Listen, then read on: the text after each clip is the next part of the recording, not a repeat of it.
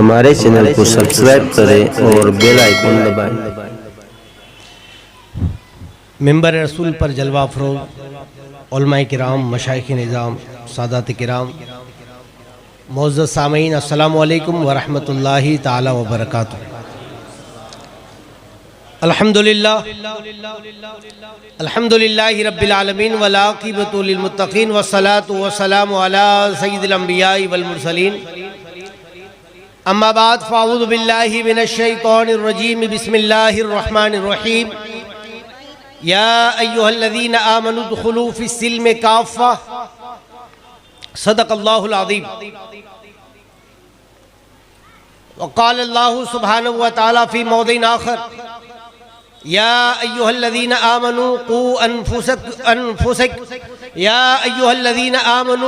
انفسکم واہلیکم نارا، صدق اللہ العظیم۔ عزیزان ملت اسلامیہ، خطبہ مسنونہ کے بعد جس آیت کریمہ کی تلاوت کرنے کا شرف حاصل کیا ہے، آئیے عرض و معروض سے قبل ہم اور آپ مل کر ہماری اور ساری کائنات کے مرکز عقیدت جناب احمد مجتبی محمد الرسول اللہ ارواحنا فدا صلی اللہ تعالی علیہ وسلم کی بارگاہ اقدس میں درود پاک کا ہدیہ نچھاور کریں، باوز بلند پڑھیں، اللہم صلی علی سیدنا مولانا محمد معدن الجود والکرم والہ الکرام وابن الکریم وبارک وسلم، صلاۃ و سلام علیکہ یا رسول اللہ صلی اللہ تعالی علیہ وسلم۔ عزیزان ملت اسلامیہ، 11:30 بجنے کو ہیں اور ہماری جو نیند کا وقت ہے وہ ویسے ہی اوور ہو چکا ہے، اور الحمدللہ بہت کم جگہوں پر ایسا ہوتا ہے کہ تقریر سے پہلے ہی نذرانہ مل جاتا ہے، تو تھوڑی سی تقریر کے بعد نکلنے میں آسانی ہو جاتی ہے۔ تو اللہ تعالیٰ ہمارے آپ سب کا بھلا کرے کہ انہوں نے پہلے ہی کتنی اچھی تقریر کرے کوئی فرق پڑنے والا نہیں، اور کچھ نہ بولو تو بھی کچھ نہیں ہوگا۔ اللہ جزائے خیر۔ اور پھر ساتھ ہی ساتھ مفتی صورت حضرت علامہ حافظ و قاری مفتی سلیم صاحب قبلہ مصباحی کا علم دین کے حوالے سے بہت کم وقت میں ایک بہت مدلل خطاب ہم سب نے سماعت کیا۔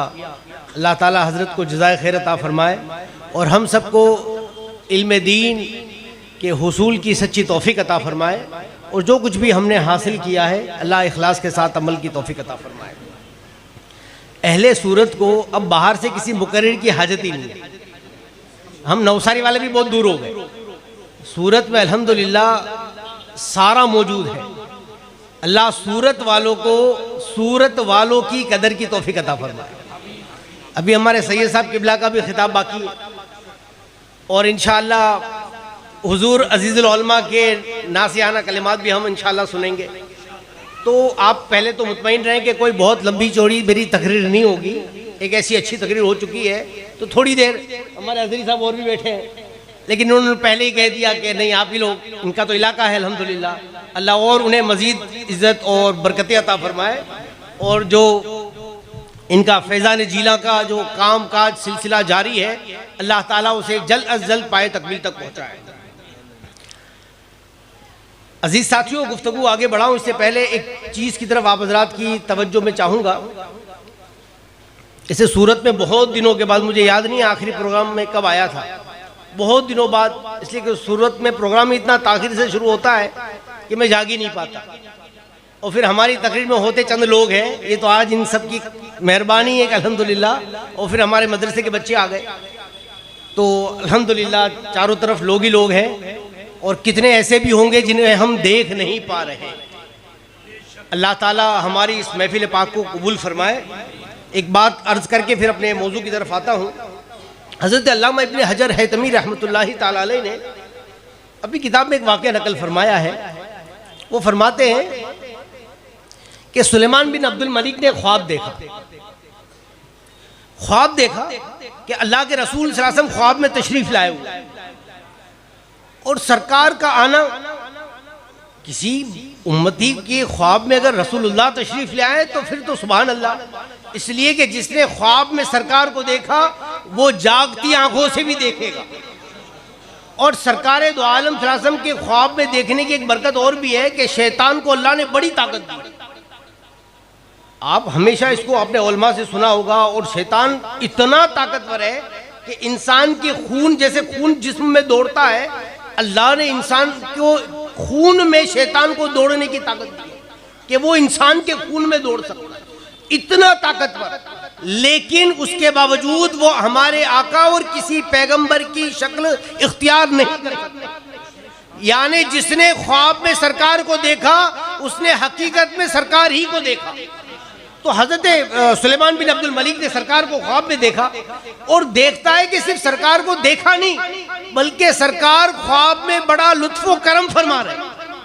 ویسے سرکار کی زیارت ہی بڑی زندگی کی معراج، اور پھر خواب میں سرکار کچھ لطف و کرم فرمائے تو یہ تو کرم بالائے کرم.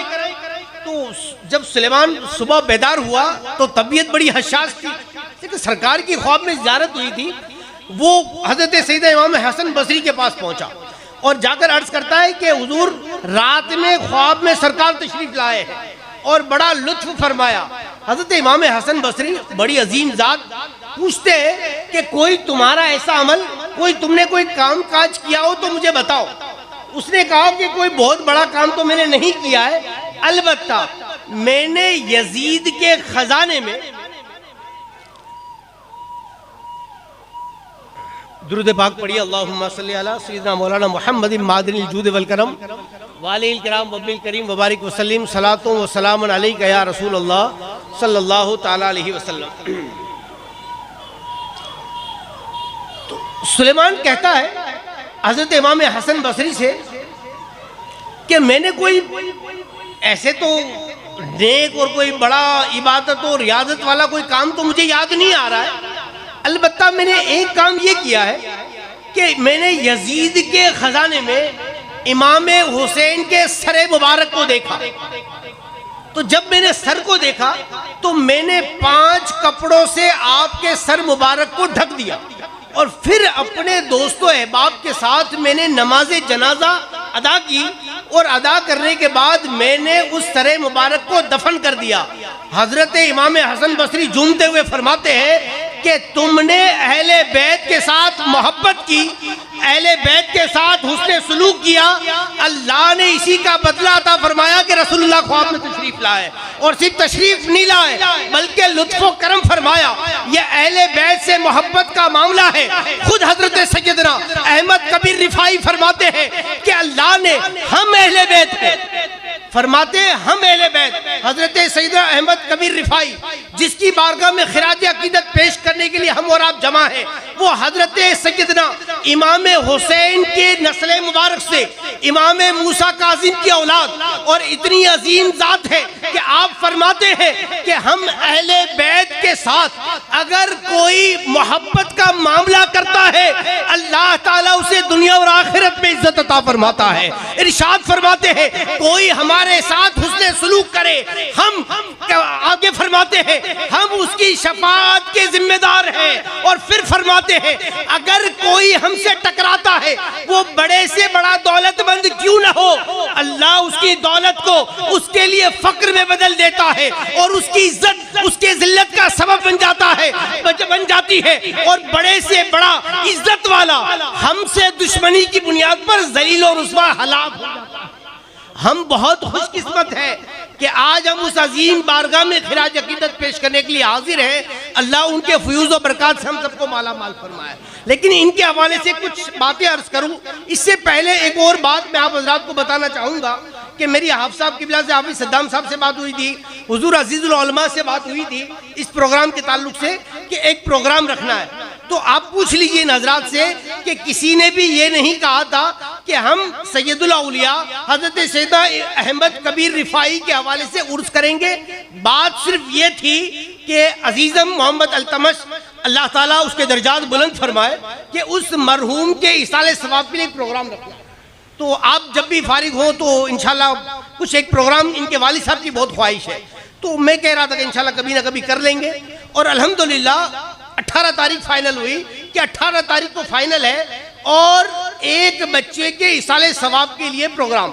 میں ابھی آج یہ مجمع دیکھا اور اس کے بعد میرے پوسٹر تو کل وغیرہ کل پرسوں ایک دو دن پہلے ہی پوسٹر پر نظر پڑی کہ سید الاولیاء کا بھی نام تھا، لیکن آج مجمع دیکھ رہا ہوں تو مجھے ایسا لگتا ہے کہ اللہ اکبر، اللہ تعالیٰ نے مومن کو زندگی میں تو طاقت دی ہی دی ہے، مومن دنیا سے رخصت ہو جاتا ہے نا تو بھی اس کا پاور جو دنیا میں ہوتا ہے جانے کے بعد اور پاور بڑھ جاتا ہے کہ ایک بچے کے نام پر اتنا مجمع جمع ہو گیا، سبحان اللہ سبحان ایک بچے کے نام پر الحمدللہ۔ اور آپ حضرت مفتی صاحب قبلہ کی تقریر سماعت کر لیں، تھی تو علم دین کے حوالے سے، لیکن ابتدا سے جو شروعات ہوئی تھی یہ علم دین پر گفتگو کرنے کی وجہ یہ تھی کہ عزیز ملتمش کا انتقال بحیثیت طالب علم ہوا تھا، اور جب انسان بحیثیت طالب علم یا کسی بھی عبادت و ریاضت میں ہو اور اس کا انتقال ہو جائے تو قیامت کے دن وہ اسی حال میں اٹھایا جاتا ہے، گویا ایک طالب علم انتقال کرتا ہے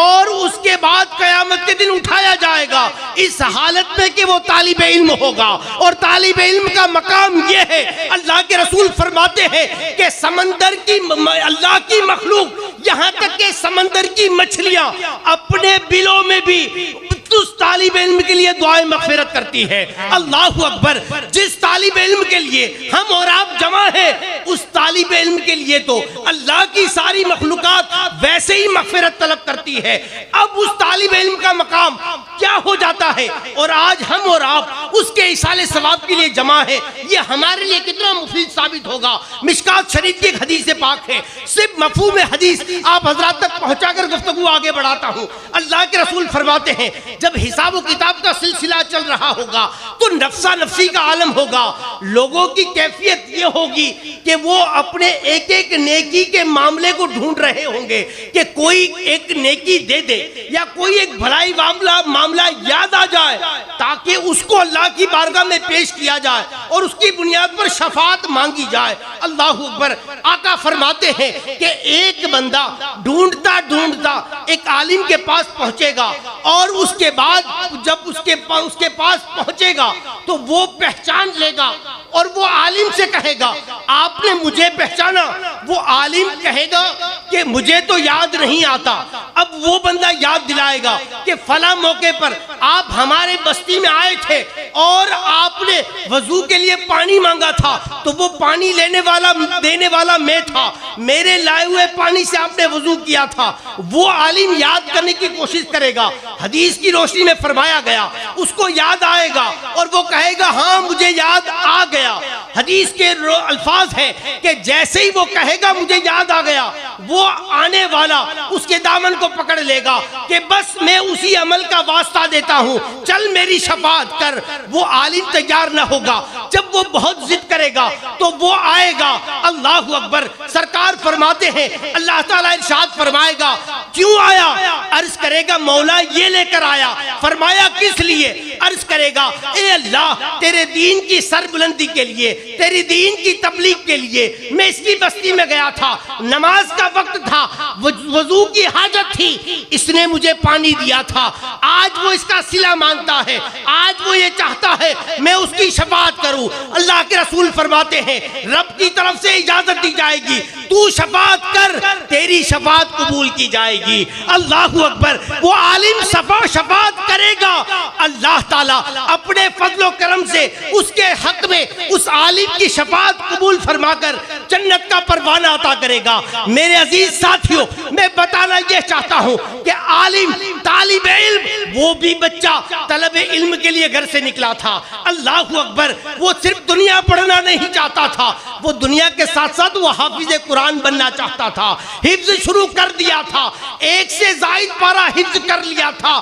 نیت یہ تھی امسال رمضان میں 15 پارے کی تراویح پڑھاؤں گا، حافظ صاحب بھی گواہ ہیں، اس کے والد گواہ ہیں۔ آپ کو پتا ہے حدیث پاک میں فرمایا گیا نیت المومن خیر من عملہ، مومن کی نیت اس کے عمل سے بہتر ہوتی ہے۔ اسے اس بات کا موقع ہی نہیں ملا کہ وہ نماز پڑھا سکتا، وہ 15 پارے کی تراویح پڑھا سکتا، لیکن نیت میں سچا تھا، کوشش بھی کر رہا تھا۔ تو ہمارا عقیدہ یہ کہتا ہے کہ اس کی نیت کے مطابق، اس کی نیت سے بھی زیادہ اللہ اپنے فضل سے ثواب عطا فرمائے گا۔ اور فرمایا فرمائے گا کیا؟ اس کی قبر پر نور اور انوار کی بارشیں نازل ہو رہی ہوگی۔ میرے عزیز ساتھیوں، آج اتنے لوگوں کا جمع ہونا یہ اس بچے کے بخشش کی علامت ہے۔ آپ کو معلوم ہے حدیث پاک کی روشنی میں اگر دیکھا جائے کہ روئے زمین پر جب مرنے والا انتقال کر جاتا ہے، اگر صرف 3 مومن اس کے نیک ہونے کی گواہی دے دے، سرکار فرماتے ہیں اللہ اس کی بخشش فرما دیتا ہے۔ یہاں تو اتنا بڑا مجمع ہے،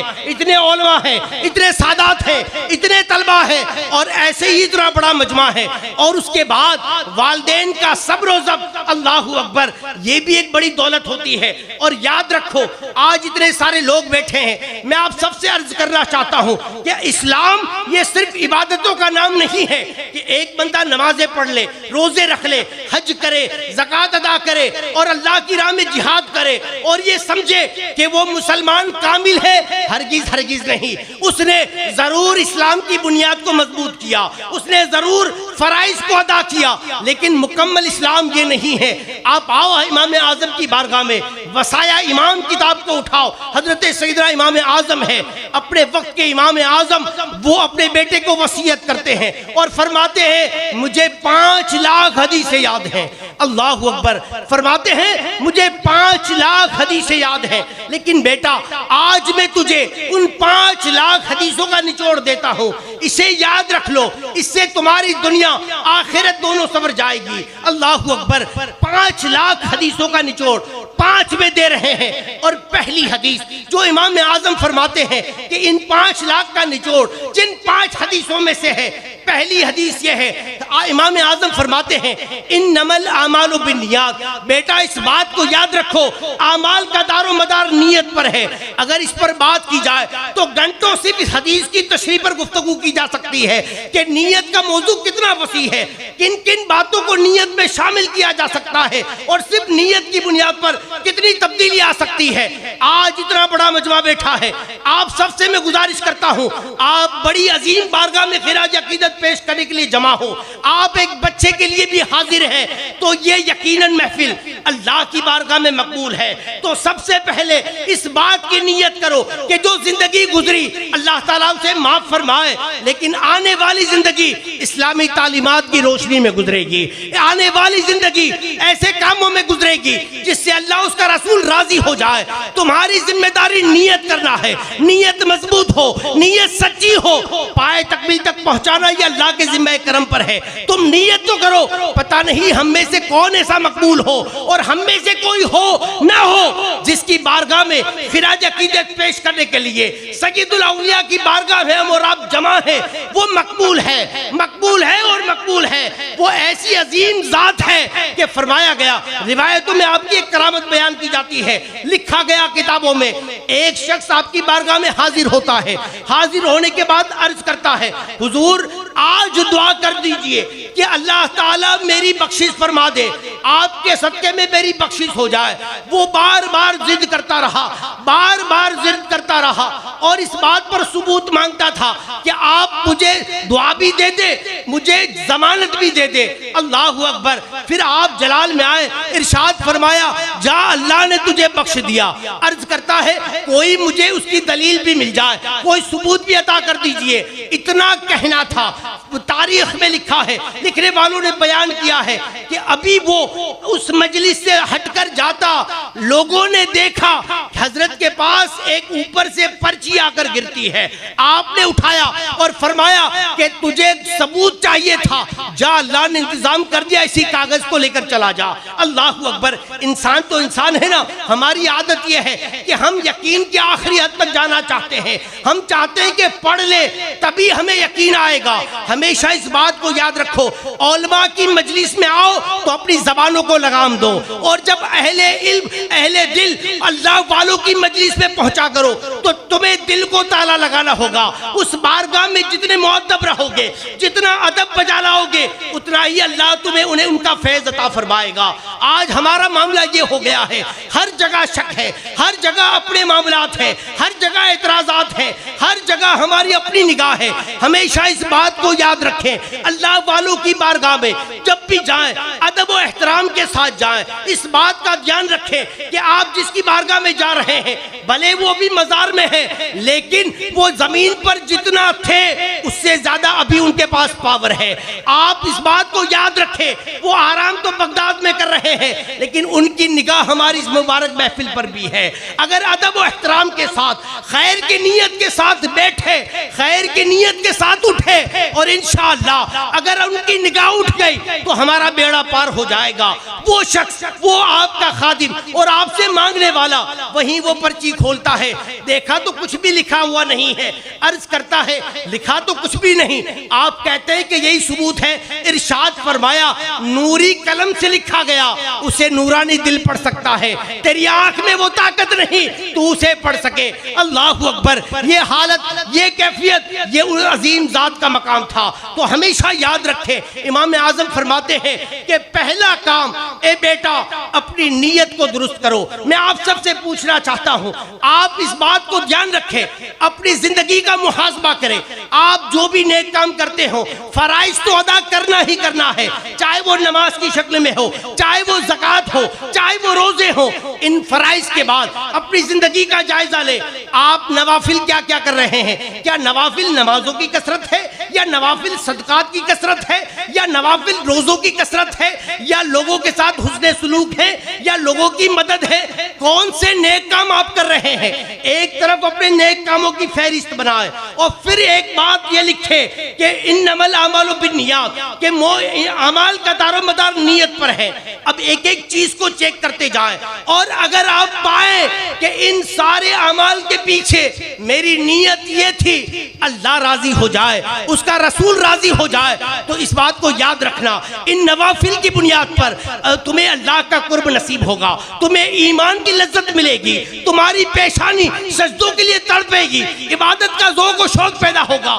اور اگر یہ چیزیں محسوس نہ ہو تو پھر اپنی نیت پر غور کر لینا کہ کہیں ایسا تو نہیں کہ پہلے ہی اسٹیپ پر میں ڈگمگا گیا ہوں, کہیں ایسا تو نہیں کہ میں تو نوافل اللہ کو راضی کرنے کے لیے چلا تھا لیکن وہ تو راضی ہو نہیں رہا ہے, عبادتوں میں لذت تو بڑھ نہیں رہی ہے, مجھے اطمینان قلبی حاصل نہیں ہو رہا ہے. تو میرے عزیز ساتھیوں, امام اعظم فرماتے ہیں کہ 5 لاکھ حدیثوں کا نچوڑ ان 5, اور 5 کی پہلی یہ ہے کہ اعمال کا دار و مدار نیت پر ہے. پھر آگے کا جملہ سنیے, آگے ارشاد فرماتے ہیں کہ بیٹا دوسری بات جس کا تمہیں ہمیشہ دھیان رکھنا ہے وہ یہ ہے, ہر اس چیز کو چھوڑ دو جو لایانی ہے, جو بیکار ہے, جو تضیع اوقات کرنے والی ہے, جو وقت کو ضائع کرنے والی ہے. ایسی چیزوں کو چھوڑ دو. انسان مومن کامل اس وقت تک نہیں ہو سکتا جب تک کہ لا یعنی چیزوں کو نہ چھوڑ دے. اب میں آپ سے پوچھنا چاہتا ہوں, آپ دیکھیں تو صحیح, ہر آدمی کے پاس آج مسجد میں جماعت سے نماز پڑھنے کے لیے وقت نہیں ہے. اگر نماز کے بعد محفل ہے تو وہ بہت مصروف ہے, اس کے پاس اپنے رشتہ داروں کے ساتھ ملاقات کا وقت نہیں ہے, وہ اپنے پڑوسی کا بیمار ہے تو عیادت کرنے نہیں جا سکتا, انتقال ہو گیا ہے تو جنازے میں نہیں پہنچ سکتا, جنازے میں پہنچ گیا تو اب مٹی دینے کا اس کے پاس ٹائم نہیں. ٹیکنالوجی کا زمانہ ہے, ٹیکنالوجی نے ہماری زندگی کو آسان کر دیا ہے, تو اب تو ہمارے پاس وقت ہی وقت ہونا چاہیے, ہمارے پاس تو اطمینان ہی اطمینان ہونا چاہیے تھا. اس کے مقابلے میں چھوٹے کو دیکھو, بڑے کو دیکھو, بڑوں کو دیکھو, سارے وقت کی تنگی کا رونا رو رہے ہیں. اللہ اکبر. کبھی یہ سوچا کہ پرانوں کو بھی, آج بسنے والوں کو بھی, اور صبح قیامت تک آنے والوں کو بھی دن 24 گھنٹے کا ہی دیا جائے گا. آپ مسلمان ہو تب بھی, آپ غیر ہو تب بھی, آپ مالدار ہو تب بھی, آپ غریب ہو تب بھی, عالم ہو تب بھی, آپ جاہل ہو تب بھی, یہ 24 گھنٹے کا وقت. کچھ لوگ اس میں تاریخ رقم کر کے جاتے ہیں, کچھ لوگ دنیا کی قسمت بدل کر جاتے ہیں, کچھ لوگ ہمیشہ کے لیے لوگوں کے دلوں میں زندہ ہو کر جاتے ہیں, اور ہم ہیں کہ جو وقت کی شکایت اور وقت کی تنگی دامہ کی شکایت لے کر بیٹھے ہیں. کبھی سوچو تو صحیح, صبح اٹھنے سے لے کر رات میں سونے تک, اور سونے کے گھنٹوں کی کبھی تقسیم تو کرو کہ روزانہ اگر میں 8 گھنٹے سوتا ہوں تو پورے مہینے میں کہاں تک جاتی ہے, 8 یا 24 240, اور پھر اس کو سال میں کنورٹ کرو تو آپ کو حیرت ہوگی. اگر ہم میں سے کوئی 50 سال جیتا ہے اور ہر دن 8 گھنٹے سوتا ہے تو اس کے 25 سال تو صرف سونے میں گزر گئے. اللہ اکبر. وہ 25 سال سونے والا کس بات پر وہ تنگی وقت کی شکایت کرتا ہے؟ وہ کیسے یہ کہتا ہے کہ میرے پاس وقت نہیں ہے؟ اللہ اکبر. میں آپ سے یہ عرض کرنا چاہتا ہوں، کوئی میں فلسفہ یا نظام الاوقات سمجھانا نہیں چاہتا، صرف یہ عرض کرنا چاہتا ہوں ایک عالم کی، ایک طالب علم کی ذمہ داری نہیں ہے اپنے وقت کو منظم کرے. آپ بھی مسلمان ہیں، آپ کے بھی بال بچے ہیں، آپ بھی گھر کے ذمہ دار ہیں. آپ کے اوپر یہ فرض ہے کہ اپنے آپ کو، اپنے اہل و عیال کو جہنم کی آگ سے بچاؤ. سرکار فرماتے ہیں دو نعمتیں ایسی ہیں جب ہوتی ہے تو انسان قدر نہیں کرتا، چلی جاتی ہے تو پھر روتا پھرتا ہے. عرض کیا گیا یا رسول اللہ وہ نعمتیں کون سی ہیں؟ سرکار نے فرمایا ایک ہے ہیلتھ، انسان کی صحت. آج آپ سوچو ہماری صحت کے حوالے سے ہم کتنے اویئرنیس ہے. کبھی یہ سوچا کہ جو چیزیں اللہ نے دی ہے ہاتھ کی شکل میں، پیر کی شکل میں، یہ دھڑکنے والا دل، یہ روشن آنکھیں، یہ سانس لینے کے لیے ناک، یہ گفتگو کرنے کے لیے زبان، اور دانتوں کو غذا چبانے کے لیے دانت، کبھی اتنا بڑا مجمع ہے. میں کسی سے یہ تو نہیں کہتا کہ آپ مجھے ابھی جواب دو، اس سوال کو اپنے دل و دماغ میں جگا دو. اپنے آپ سے پوچھنا کہ کیا کبھی ہم نے اللہ کا اس بات پر شکر ادا کیا اس نے مجھے ہاتھ دیے، اس نے مجھے پیر دیے، اس نے مجھے آنکھیں دی. اگر سائنس کی، تاریخ اور تعلیم کی روشنی میں اگر ایک بندہ اپنے اعضائے رئیسہ کی قیمت لگائے تو آج کے دور میں 3.5 کروڑ روپیہ بنتی ہے کہ انسان، آج کا ہر انسان جس کے پاس ہاتھ ہے، جس کے پاس پیر ہے، جس کے پاس آنکھیں ہیں، دھڑکنے والا دل ہے، وہ 3.5 کروڑ روپے اپنے پاس رکھتا ہے. وہ اتنی بڑی دولت کا مالک ہے.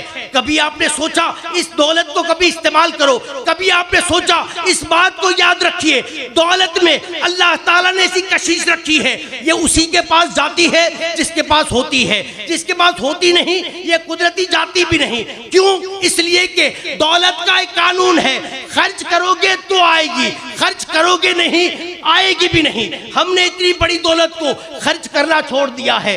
اللہ اکبر. ایک شخص، ایک صحابی سرکار کی بارگاہ میں حاضر ہوتے ہیں، عرض کرتے ہیں یا رسول اللہ صلی اللہ تعالی علیہ وسلم بہت غریب ہوں، گھر میں فاقہ کشی ہے، حالت ایسی ہے کئی دن گزر گئے ہمیں کھانا نصیب نہیں ہوا. اب میں یہاں پر ایک بات یہ عرض کرنا چاہتا ہوں، اتنا بڑا مجمع بیٹھا ہے، بہت غریب ہیں ہم. ایک غریب ایسا بتاؤ کہ جس کے 3-4 دن تو بہت بڑی بات ہے، صبح سے لے کر رات تک ایک دن ایسا گیا ہو کہ اس کے پاس صبح کھانے کے لیے کچھ نہ ہو، دوپہر میں کھانے کے لیے کچھ نہ میسر ہو، رات میں اس کے پاس کچھ نہ ہو، ایک دن ایسا گزارا ہو. اتنے بڑے مجمع میں سے ایک بھی کھڑا ہو جائے کہ ہم غربت کے اس مقام پر ہیں. پھر بھی آپ دیکھو زندگی میں کتنی بار آپ نے ہاتھ پھیلایا، زندگی میں کتنی بار مانگنے گئے. کبھی اسلام کے نقطۂ نظر کو دیکھا، کبھی دیکھا کہ اسلام تمہیں کتنا خوددار بناتا ہے، کبھی تم نے دیکھا کہ اسلام نے تمہیں کتنی بڑی دولت، کتنی بڑی طاقت اور یقین کی شکل میں کتنی عظیم نعمت دی ہے. کبھی سوچو تو صحیح، وہ صحابی گویا کہ سرکار کے پاس جا کر عرض کرتے ہیں یا رسول اللہ اتنے دن ہو گئے فاقہ کشی کرتے کرتے، اب آیا ہوں کچھ عطا فرما دیجئے. میں یہ سمجھتا ہوں اس حدیث پاک اور اس واقعے میں گویا کہ امت کے لیے تعلیم تھی، اس لیے اس صحابی کو بھیجا بھی گیا تھا. ورنہ ان صحابی کا مقام تو یہ تھا کہ اگر ہوتا تھا تو بھی مہمان رسول پر خرچ کر دیتے تھے، کبھی ہاتھ پھیلاتے نہیں تھے. یہ تو امت کی تعلیم تھی. اللہ اکبر. سرکار چاہتے تو آپ اسے اتنا دے دیتے. فرماتے ہیں واللہ یؤتی وانا قاسم، دینے والی ذات رب کی ہے، یہ نعمتیں تقسیم تو میں کرتا ہوں. لیکن سرکار نے یہ نہیں کہا کہ یہ سے فلاں چیز دے دی جائے، یہ دے دیا جائے، نہیں. سرکار نے فرمایا تمہارے گھر میں کوئی چیز ہے؟ عرض کیا یا رسول اللہ کچھ نہیں. فرمایا چھوٹا سا پیالہ.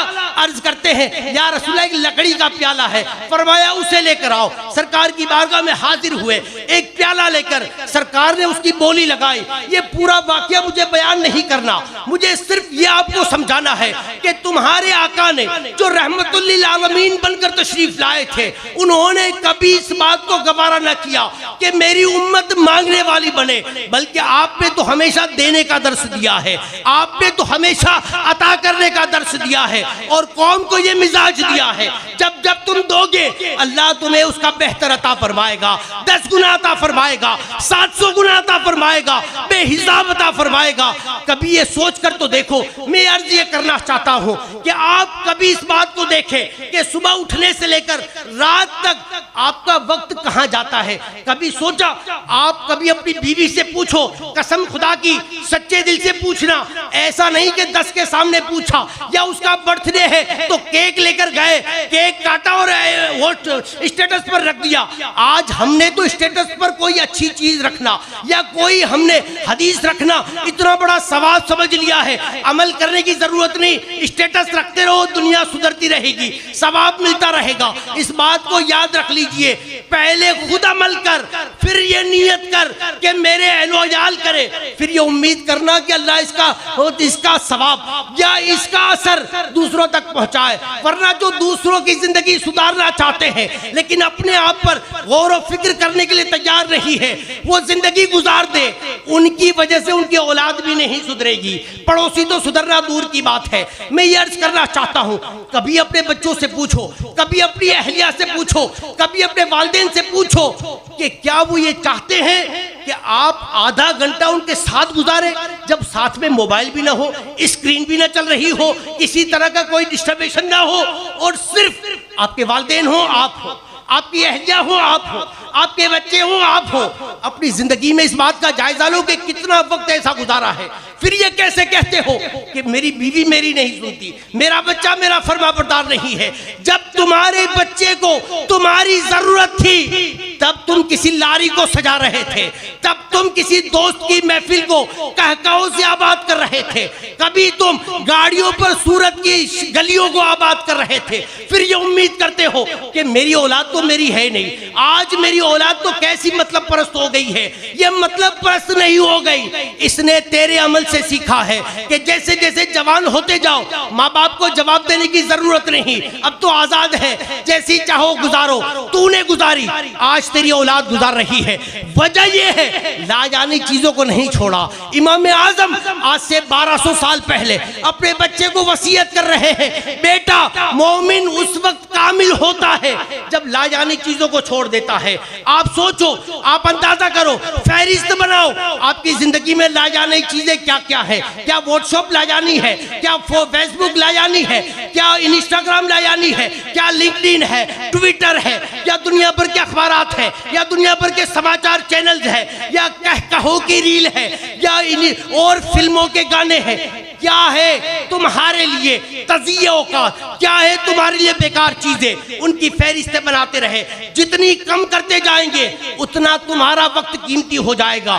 کبھی اس بات کو سوچا ہے ہمارے اور آپ کی وقت کی حیثیت کیا ہے؟ میں تقریر کرنے آیا ہوں, زیادہ سے زیادہ میں تنقید نہیں کرنا چاہتا, میں لاکھ روپے کا نذرانہ نہیں مانگنا چاہتا ہوں, صرف آپ حضرات کا ذہن کھولنا چاہتا ہوں کہ آج ہم نے علماء کا مقام کیا ہے. یہ باتیں آپ نے مفتی صاحب قبلہ سے سماعت کی, تو ایک عالم کے وقت کی قیمت کیا ہونی چاہیے کون اندازہ لگا سکتا ہے. لیکن کسی کو 500, کسی کو 1000, زیادہ سے زیادہ بہت ویڈیو تقریر کے آتے ہیں تو اس کو 50,000, وہ بھی بیچارہ مانگے گا تب. باقی ہمارے پاس کوئی حیثیت نہیں. اور اگر آپ میں سے کسی کے اندر ہمت اور طاقت ہے تو سورت کے ٹاپ 10 ڈاکٹر جو ایم ڈی ہوں آپ انہیں اپنے گھر پر بلا لو, لاکھ روپیہ دو, مجھے بتانا کتنے آنے کے لیے تیار ہوئے. یہ ان کے وقت کی قیمت ہے. ہم ان کے وقت کی قیمت ان کی زبان کے مطابق دیتے ہیں اور ان کے پاس جاتے ہیں. ہماری پوزیشن یہ ہو گئی ہے 500 روپے کے لیے ہم گھومتے پھرتے ہیں. ہم نے اپنے اوقات کی قیمت یہ رکھی ہے, آپ نے ہمارے اوقات کی قیمت قیمت یہ بنا دی ہے، جس دن تم نے اپنی قوم کے علماء کے وقت کی قیمت بڑھا دی، اللہ تمہیں معراج عطا فرما دے گا۔ یہ تمہاری تاریخ کی جو زوال کا دور ہے انشاءاللہ وہ ترقی میں تبدیل ہو جائے گا۔ آپ دیکھو تو صحیح، اپنے وقت کے بادشاہ چاہے وہ اموی ہو چاہے وہ عباسی ہو، حج کرنے بھی جاتے تھے تو وقت کے بڑے عالم کو ڈھونڈا کرتے تھے، کوئی عالم مل جائے تاکہ اس کے ساتھ میں حج کروں۔ بادشاہ وقت کہتا تھا میرے ساتھ حج کرے، اور عالم اور اس وقت کا عالم ربانی ٹھوکر مارتا تھا، مجھے تیرے ساتھ حج کی ضرورت نہیں ہے، تجھے ہو تو تو چلا کر، میں کسی کے ساتھ نہیں جاتا۔ اللہ اکبر! اس زمانے کے لوگوں نے علماء کو وہ مقام دیا تھا، اللہ نے اس زمانے کے مسلمانوں کو وہ طاقت عطا فرمائی تھی۔ میں عرض یہ کرنا چاہتا ہوں کہ آپ اپنی زندگی اور دن بھر کے آخری ایک اور بات عرض کروں، بہت بات تو شرم کی ہے لیکن مجھے اس اسلامی اسٹیج کے ساتھ شیئر کرنی پڑ رہی ہے، اور کہیں نہیں۔ آج کا سپر پاور امریکہ ہے، ہمیں اس بات کی دلیل اور اس بات کے لیے گفتگو کرتے ہوئے کبھی شرم محسوس ہوتی ہے۔ جس قوم کو پورے عالم کی سربراہی دی گئی تھی، آج وہ کسی کے سپر پاور ہونے کی باتیں کر رہی ہے۔ اللہ اکبر! لیکن آج جتنی بھی سپر پاور یا ترقی یافتہ ممالک ہیں، آپ صرف ان کے قوانین، وہاں کی لائف سٹائل اور وہاں کی بات چیت کا صرف آپ کبھی وقت ملے تو جائزہ لیں، اور صرف اتنا دیکھ لیں کہ آج یورپ یا امریکہ ترقی کر رہا ہے، جاپان اس مقام تک پہنچ گیا ہے، تو اس کے پیچھے کون سی وجہ ہے؟ اگر آپ تعصب کے اینک اتار کر علم دین حاصل کرنے کے بعد ان ممالک کا جائزہ لیں گے تو آپ کو پتا چلے گا کہ وہاں کی ترقی میں بڑا رول اسلامی تعلیمات کا ہے، کہ وہ مسلمان تو نہیں ہے لیکن عمل اسلامی تعلیمات پر کر رہے ہیں۔ اور اس بات کو یاد رکھیں کہ دنیا دارالعمل ہے، جو اچھا اور صحیح عمل کرتا ہے اللہ اسے حکومت عطا فرماتا ہے، اللہ اسے طاقت عطا فرماتا ہے، اللہ اسے عزت عطا فرماتا ہے۔ تمہارے پاس اچھا عمل نہ ہو، پھر بھی طاقت مل جائے، پھر بھی دولت مل جائے، پھر بھی عزت مل جائے، تو سمجھ لینا اللہ تمہاری آزمائش کر رہا ہے، اور تم آزمائش کے آخری مقام پر ہو، اب بھی تبدیل نہیں ہوئے تو پھر تیرے رب کی پکڑ بڑی سخت ہے۔ اللہ اکبر! امریکہ کا واقعہ بیان کرنا چاہ رہا تھا، مجھے اس کا نام بتانے کی بھی حاجت نہیں ہے، گوگل پر سرچ کر لیجئے گا۔ ایک گانے والی، ایک ناچنے والی، ایک ڈانسر اپنی زندگی اور اپنے کام سے ریٹائرمنٹ لینا کا ارادہ کرتی ہے، اعلان کرتی ہے اب میں گانا چھوڑ دوں گی، اب میں گاتے گاتے تھک گئی، میری پوری زندگی نکل گئی۔ تو اس کی الوداعیہ تقریب امریکہ کے ایک بڑے اسٹیڈیم میں رکھی گئی۔ آپ کو پتا ہے اس اسٹیڈیم میں 4.5 لاکھ لوگ اس کی الوداعی تقریب میں موجود تھے۔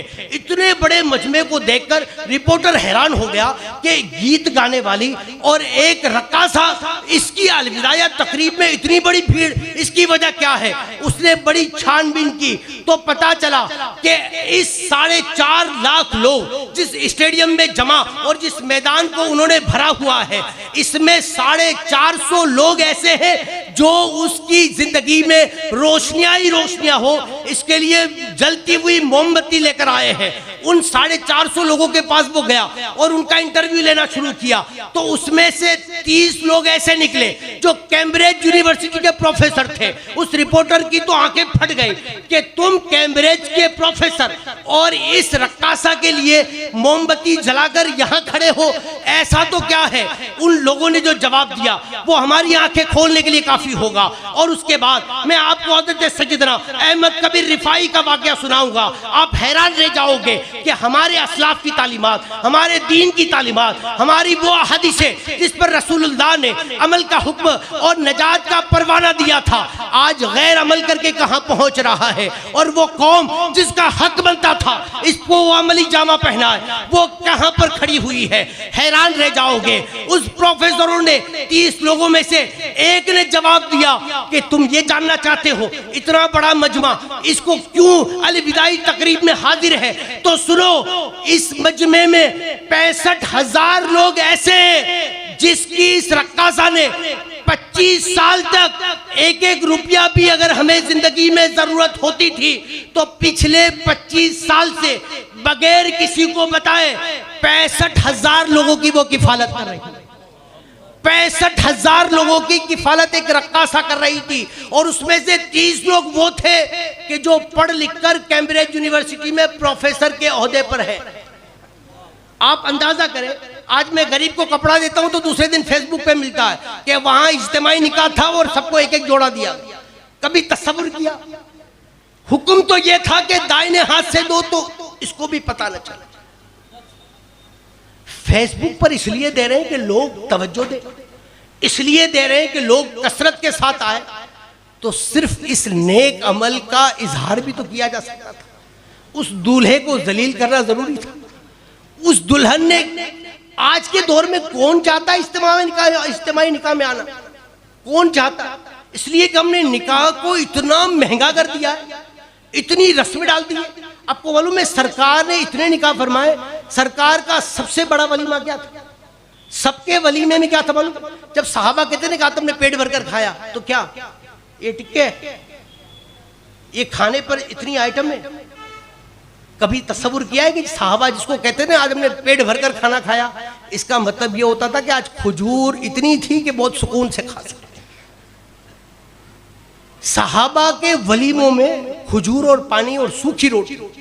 سرکار نے ایک ولیمہ جس کو صحابہ کہتے تھے کہ سرکار نے بڑا ولیمہ کیا, اس میں ایک بکری ذبح ہوتی تھی, باقی سب میں کھجور تھی.